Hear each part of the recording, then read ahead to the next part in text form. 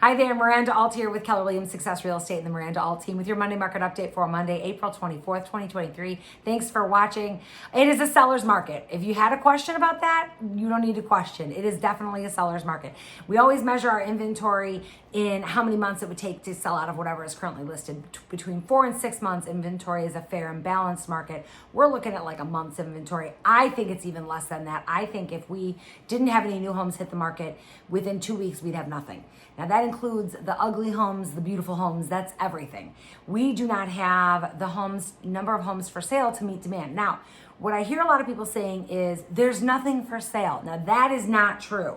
Let's take a look at our Montgomery County numbers for the last 7 days and take a look at just how not true that is. Over the last 7 days in Montgomery County, we had 129 new homes hit the market. We had 122 go under contract, so that's a lot, taking up almost everything that gets listed.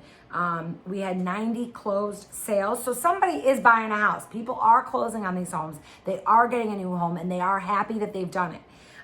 We've got 38 price changes. Most of those are new builds. When I looked at what exactly is having a price change right now in this kind of a market, who's having to do a price reduction? Couple different things.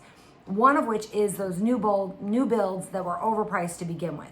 The other thing is other homes that are overpriced. So somebody who's got a really ugly home that is 9,000 square feet and every single square inch needs to be remodeled and updated. Those are having to do some price reductions because you're not going to get what you want for your home if somebody comes in and they realize that you have done nothing to update it since 1980. That's not going to sell. Brown tile is not in anymore. Nobody likes that. So you're going to have to do a price reduction. Another number to look at, private network. We have 73 homes on the private network. That tells us that there's more coming. So of my 5 buyers that I took out looking at homes last weekend or this past weekend, that some of them didn't find a home that they liked. And I told them to wait. I said, don't worry, there's more homes hitting the market and we're ready to go. So who is getting a home under contract in this seller's market? Well, I'll tell you, it's the buyers who are ready to go. They know what they want. They have a pre-approval ready to go. They know what their payment is going to be at different price points with different tax bills. They are ready. And then they are not sitting around when they find out that there's a home that they're interested in and they want to go see it. They call me right away and we go see it right away. Or I'm calling them right away saying, hey, we should go look at this property. And they're not waiting. Those people are getting properties under contract. Now, of the properties that I showed over the past weekend, most of them were in a multiple offer situation. So it is very competitive. But what we have to think about is that homes are appreciating. We are never going to have another housing crash like what happened in 2007, so stop worrying about that. Homes were overpriced in 2016, but they are not overpriced right now. In 2016, on average, the sales price was about 21% over the annual appreciation that we can rely on, which is 4%. Over history, we can look at homes and see on average they appreciate about 4% a year. In 2006, we were 21% over that average. Right now, we are slightly over that average, but it's not a lot. It's a very small difference. So even if homes, level out and they maybe don't appreciate over the next couple of years, you will still be making money on your home because you'll be paying down your interest, paying down your principal, you'll be writing off your interest on your taxes, and your home will continue to appreciate and prices will continue to go up, and we will see a gain in wealth. Here's an interesting fact, something to put your mind at ease. A typical homeowner's net worth is 40 times higher than that of a renter. So if you are someone out there that's renting right now and you're thinking, oh, I don't want to overpay, because I've heard that from renters, I don't want to overpay for a house right now. That is the most ridiculous statement I've ever heard, because when you are renting, you are paying 100% interest. So just keep that in mind. And if you want to build your long-term wealth, you have to do it through home ownership. So a couple other things to keep in mind. Again, it is a seller's market. If you're a seller, name your price. You can pretty much name your price. You can name your terms. You can get exactly what you need to get in order to move on to your next destination, whether it's out of state or whether it's a bigger home or whether it's a smaller home, maybe it's a ranch home, whatever it is that you're looking for, you can pretty much name what you need in this market and get it. Now, if you're a buyer on the other side, you're going to say, but I got to be a buyer. We are navigating that. I have a buyer right now. He is going to get a home under contract that he wants. We're going to put his house on the private network today. We're going to make sure that we have all of the dates lined up. His purchase that he's going to buy is going to have a rent back so that that person can go buy their next house. So it's very complicated. I'm not going to say it's easy. It's not easy.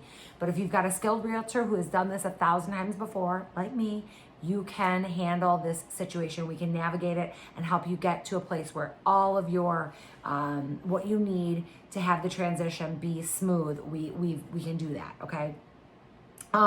Looking at inventory again, sales are lower by 22% from a year ago, according to the National Association of Realtors, yet 28% of homes are getting sold above list price and 60% are under contract within 30 days. So we're seeing, like I said, it's just a very fast-paced market. It's not that it's there. The fact that people saying there's no homes for sale is not true. There are homes.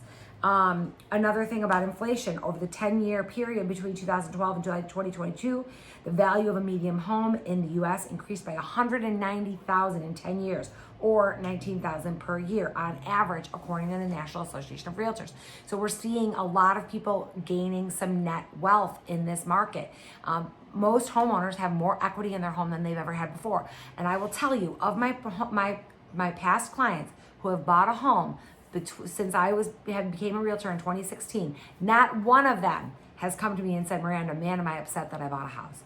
No one is upset that they bought a house. Every single one of my clients is very happy that they bought when they did. They got the house that they wanted. They're very happy in their homes and they're staying there and they've got their equity. And some of them actually, some people, I sold them a house in 2017 and then they sold that house, made a killing on the appreciation. They had a lot of equity in their home and now they're able to buy their dream home, their forever home. So they kind of use that as a stepping stone and people can still do that now too. So I had one of my clients ask me yesterday, he said, why is it so crazy? What is going on?